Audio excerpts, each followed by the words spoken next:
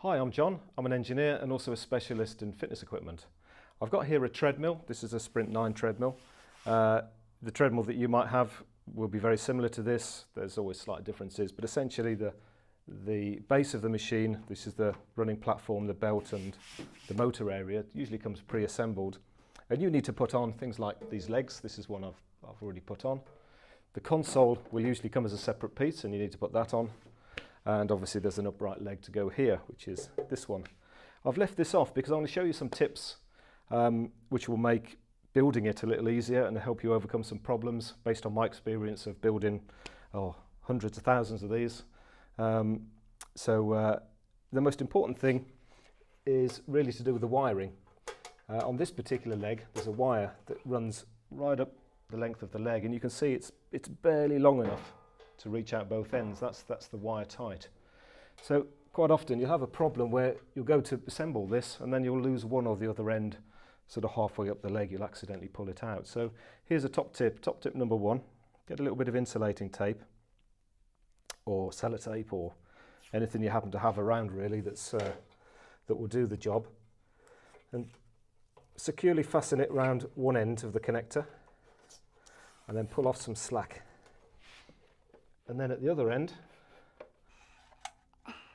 get hold of the connector and just pull it out a little bit more and pull the tape in, and then we'll just make off the end here, just like that. So straight away what we've now got at this end, lots of free harness and plenty for us to work with. So you can do the same at both ends. Let me just show you that again. So wrap the tape around the connector at one end. You want it good enough so the tape won't pull off the connector, and then just pull off a length and then fasten it to the top like that. Just helps you get the end, saves you losing it. So we've got to figure out which way this is going to go. Well, with this one we've got the holes for down here, so it looks to me as though this is going to go that way. And we've also got to make a connection here at the end of the leg. So let's pull our connector end back through this way. There it is. And I can pull some slack. There we go, plenty of slack there. And let's get rid of that. Okay, so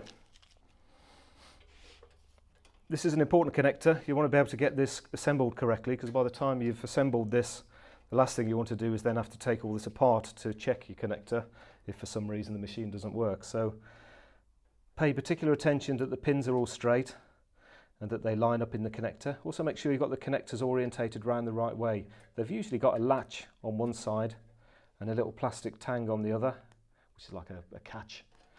And the latch goes over the catch and clicks as it goes on. And to release it, you just push on the back of the latch and then pull the connectors apart. So it's quite easy to double check that you've not bent any pins or inadvertently got something out of a line. And you should find the connector goes together nicely. Give it a push, click, job done, nice and tight. So that's the first bit done. Now we've got to pull the slack through, because we don't want a great big bundle of cable here. We need to lose some of the slack back up this leg, and also I'm going to pull it through this side as well. And then we can offer this leg up into the slot. So you need to follow the manufacturer's instructions for this, because there's slight differences on different treadmills, but essentially the principle is the same. Usually you've got a wire coming through the leg, and it's very important to make sure that it's free and it doesn't get caught between these metal faces. So let's pop that in there, and now I can just pull on this end again. Now I can pull my connector back through. There it is. And I'll just double check that's nice and free. So as I pull on one end, I can feel on the other, that's all nice and free, that's not caught. I'll just reattach that.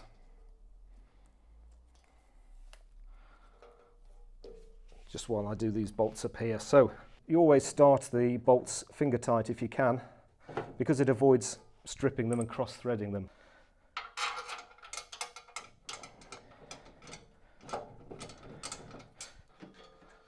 It's all fine. Last two.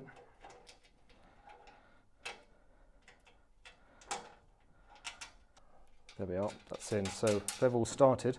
This is an Allen key, this comes with the machine. And I can just tighten them up now. I'll do them as tight as I can. If you get these too loose, then the leg will wobble, particularly when you're running on it. And it can lead to squeaks and rattles, clonking noises. So it's always worth making sure these are nice and tight. And if necessary, just check the machine first before you put the plastic covers on here, just in case you need to revisit this area and just give them a tighten up. But that's fine for now. So I've got a good connection, my harness is not trapped, nice and tight. Pull the end back through, and now we're ready to attach the console. For this part, I'm going to ask Simon to come along and just give me a hand. Simon, if you wouldn't mind lifting the console for me, please, and just offering it up to the machine. And you can see why this is a two-person job. That's it, just hold it there a moment. Let's get rid of this tape that we don't need anymore.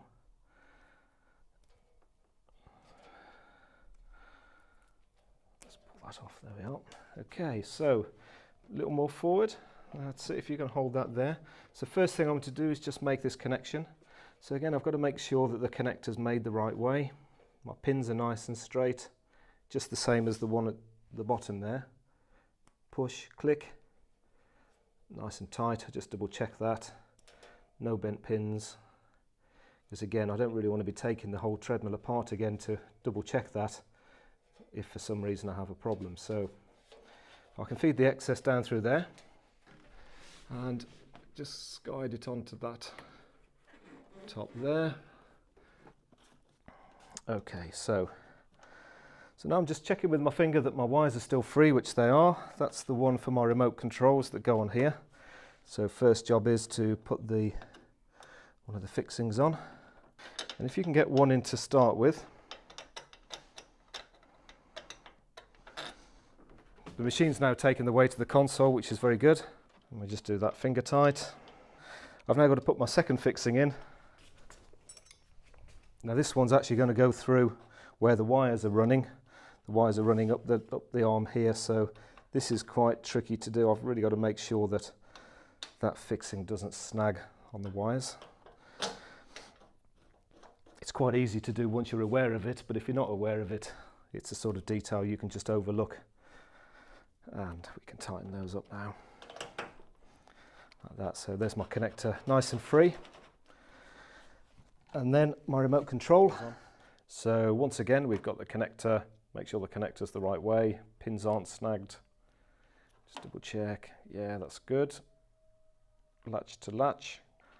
Our harness isn't caught anywhere, which is good. And I'm just going to tuck the excess away down into the frame there, because I'm going to screw through here and there onto the frame. So all these little wires, I want to make sure that they're not being caught, for example, over that, because that will snag the wire and short it to earth or break it.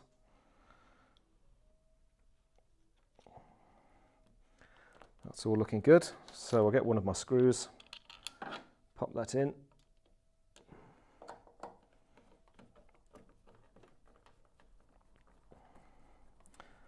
And we'll just do that just loose for a moment and get the other one in as well. Get that lined up. I can tell it's not cross-threaded because it's going in nice and easy. Everything's nice and flat, so I'm happy with that. I know there's no wires squashed. I'm not going to over tighten those because it's plastic. I'm just worried if I do over tighten it, it might just pull through, and I don't want to do that, so just tight enough. Just finger tighten a little bit more. There we are. That's fine. Good to go.